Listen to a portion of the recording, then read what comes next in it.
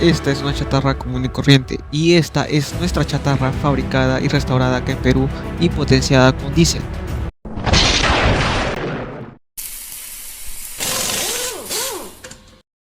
El proyecto Jimmy inició bajo la intención de aplicar todos nuestros conocimientos obtenidos en la universidad en una etapa post pandemia en la que nunca habíamos ingresado a un laboratorio, nunca habíamos ingresado a un taller de manera presencial, y de esta manera iniciamos con la intención de poder usar todos estos conocimientos y aplicarlos dentro de la industria automotriz que hoy en día ha cambiado muchos de estos paradigmas debido a este proyecto. El proyecto inició con la captación de un vehículo que se encontraba en deterioro.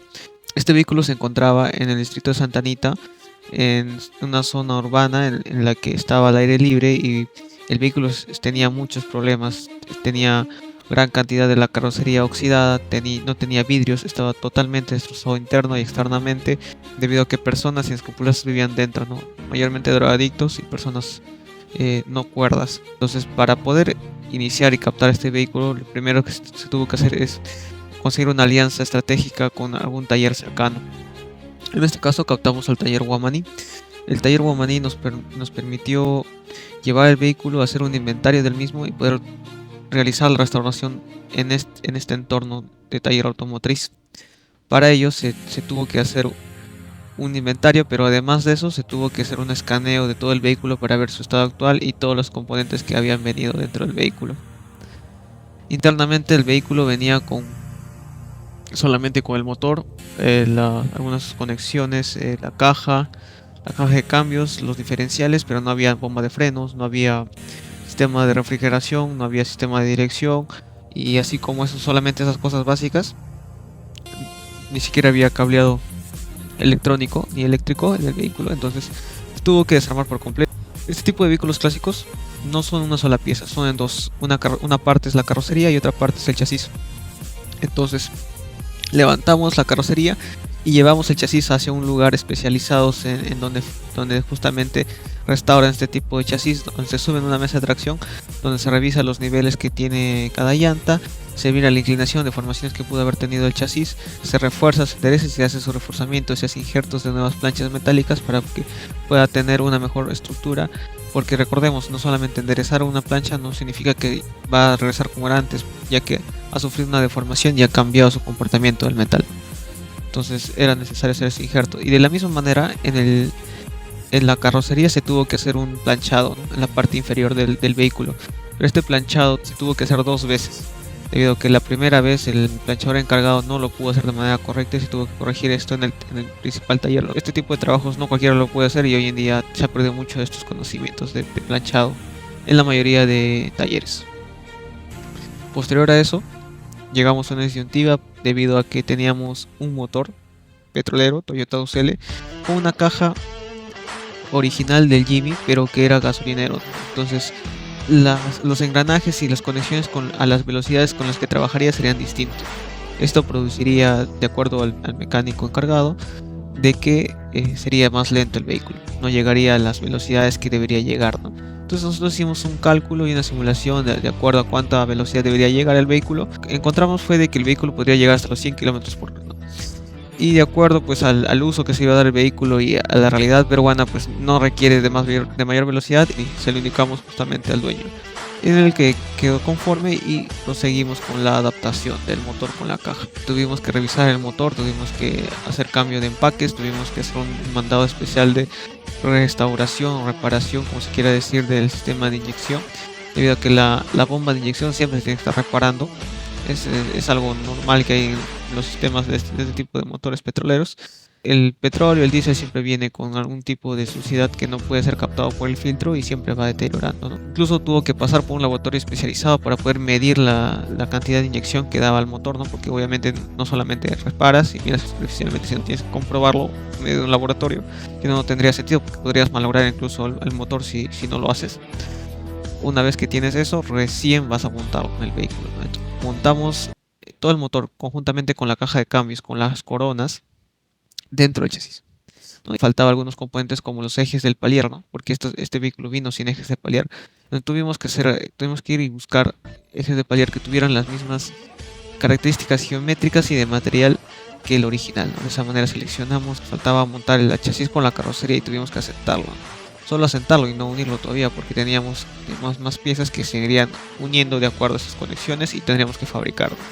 Uno de ellos fue el templador del alternador, otro fue la base de la batería, ¿no? Que no existía, tuvimos que fabricarlos de cero. El tubo de admisión, que tampoco no existía, tuvimos que fabricarlos de cero, tuvimos que mandar a doblar, tuvimos que hacer un molde especial para ello. Tuvimos que restaurar también el timón, ¿no? El timón, el claxon del timón tenía que estar restaurado, no íbamos a entregar un trabajo con solamente como usualmente hacen, que ponen un botón y suena el claxon, no. Tenía que estar funcionando eso. Además de eso tuvimos que también restaurar la parte del acelerómetro, porque nuestro sistema de acelerómetro que se ve en el tablero funciona por cable, no es eléctrico. Y este cable se tensa por medio de un engranaje que va directamente a la caja. Entonces luego de eso tuvimos que ya unir el chasis con la carrocería, en donde se nos presentó diferentes desafíos al momento ya de unir, porque teníamos que revisar también el tanque de combustible y ver su estado. Tenía agujeros, tenía problemas también con las válvulas de retorno del mismo sistema de petróleo, ya que ingresa una tubería para inyectar presión y por otra tubería para aliviar, y así una conexión, ¿no? En estas conexiones es donde se había metido óxido y se había perdido, entonces se tuvo que mandar a soldar. Se tuvo que hacer un mantenimiento también en la parte posterior del vehículo, porque en la parte delantera del vehículo, si teníamos los palieres, teníamos los discos de freno. La parte posterior no funciona con discos de freno, funciona por medio de tambores. Entonces es un sistema distinto, es un sistema que no es convencional en otros vehículos que ahora viene un pistón, el cual es accionado de manera hidráulica por el líquido de freno, ¿no? Para poder activar los tambores. Entonces este tipo de piezas se tiene que restaurar, se tiene que revisar, tiene que hacer cambios de ponchos si es necesario, ¿no? De esa manera también regresamos otra vez en la parte delantera. Ahora la barra estabilizadora en este tipo de vehículos va montada en la parte inferior. Sacamos la barra, hacemos un mantenimiento con pintura especializada antigravía y lo volvimos a montar, obviamente cambiando todos los sistemas de resorte, de amortiguamiento, que en este caso son unos jefes especializados que quedan y agarran la forma de la barra para que se una con uno solo con la estructura. Ahora sí tendríamos que montar y unir el chasis con la carrocería, y en esta unión fue en donde tuvimos problemas, en el sentido de que la unión va por unión invernada y van con unas arandelas especiales y unos jebes especiales. Entonces los jebes no teníamos problemas en mandarlo a fabricar en una tornería local, pero las arandelas no, porque estas arandelas eran especiales, tenían formas especiales justamente. Entonces original, cuando compramos el vehículo, cuando lo tuvimos, vimos que nos vinieron un juego de 8 y los otros 4 faltantes, porque en realidad son 2 en total, no habían venido, habían unido con planchas de cualquier tipo.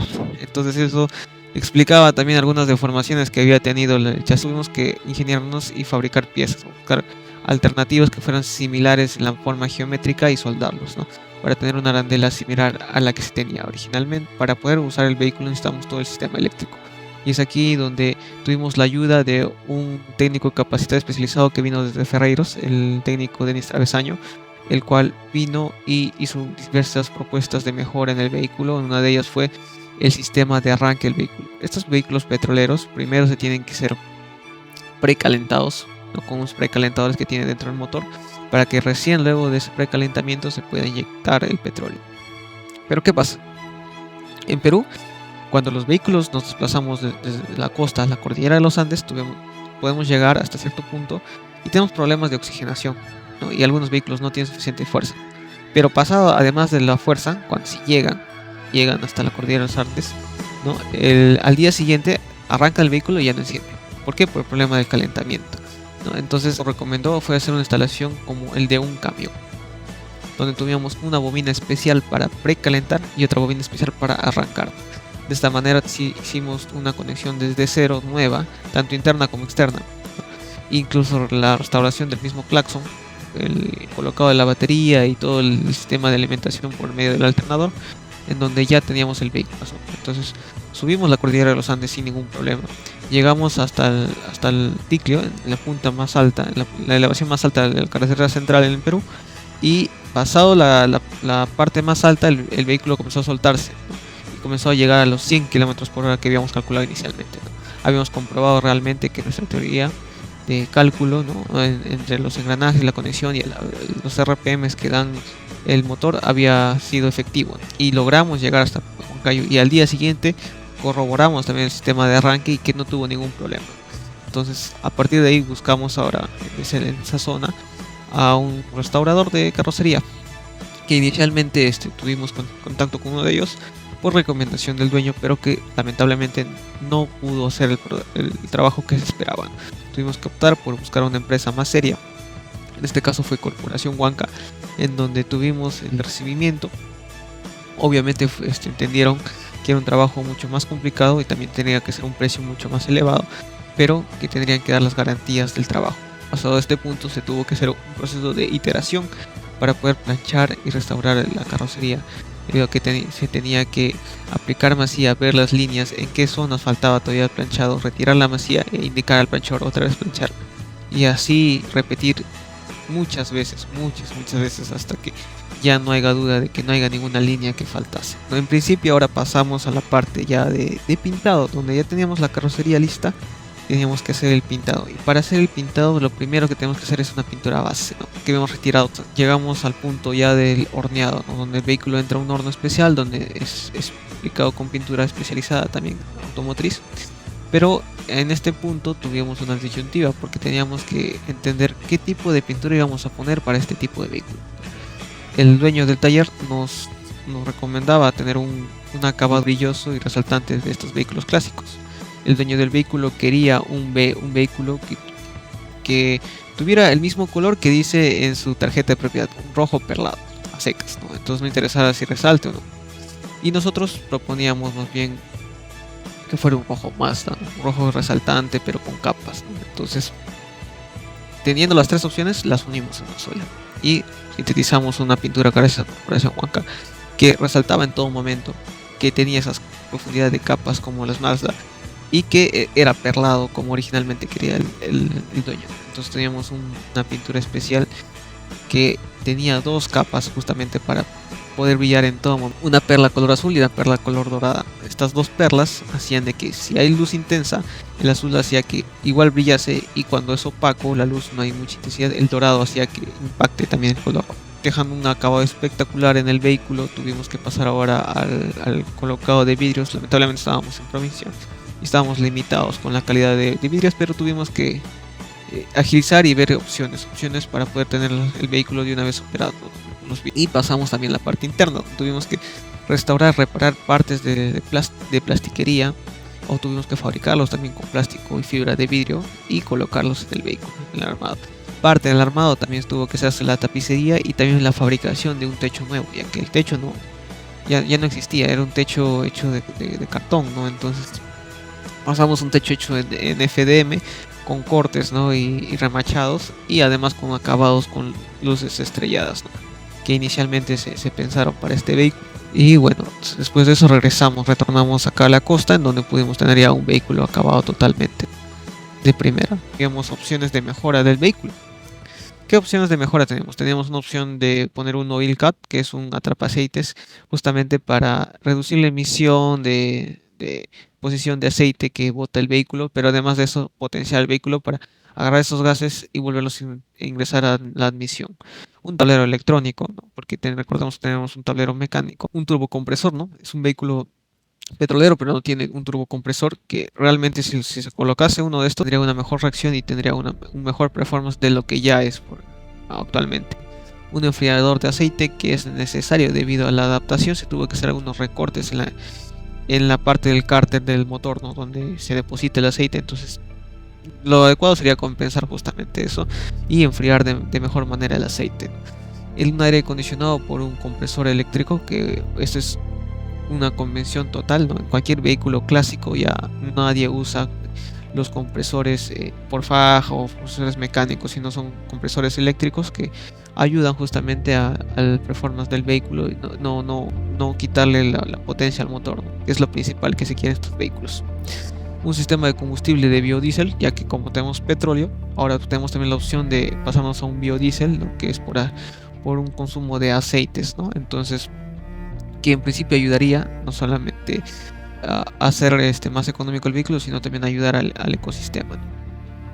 Y una fabricación de difusores, ¿no? El vehículo originalmente tiene alerones, que ya lo tiene, pero tiene otros difusores que originalmente también faltan colocar en el vehículo, pero que se van a ir fabricando posteriormente. Ya nos tocaba llevar el vehículo a exposición en la Facultad de Ingeniería de la PUC, y que fuimos acompañados por el técnico especialista Denis Travesaño, con el cual llevamos y presentamos el vehículo, a tal punto que tuvimos la acumulación de muchos estudiantes para poder entender justamente cómo aplicar todos los conocimientos del libro en la vida real. Incluso hubo muchas exposiciones de muchos docentes que pudieron entender y ver justamente reflejado todos los conocimientos, y tuvimos también el recibimiento del decano de la universidad para poder ver nuestro proyecto realizado, y con todo este trabajo nos llevó a una conclusión muy importante, que es justamente los repuestos automotrices en el país, porque la meta principal es la fabricación de vehículos, pero para fabricar vehículos tenemos que poder primero fabricar repuestos, y para fabricar repuestos primero tenemos que entender qué problemas hay con los repuestos, porque hay una gran crisis hoy en día en Perú, mayormente los repuestos que no son de calidad. La mayoría de productos simulan ser de calidad o de marcas que no lo son.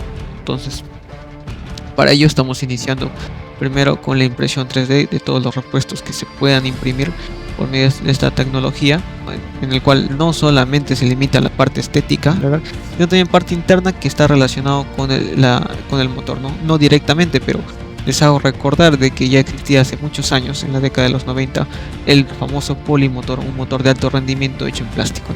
Entonces ya es hoy en día analizar todo el avance que ha habido en la tecnología de plástico y de la impresión 3D para ver hasta qué punto alcanza con los repuestos automotrices que hoy en día se necesitan. Y a partir de ahí ir avanzando con otras tecnologías que también tienen las máquinas CNC para fabricar distintas piezas, por generar una logística especial para poder fabricar acá en Perú o restaurar vehículos.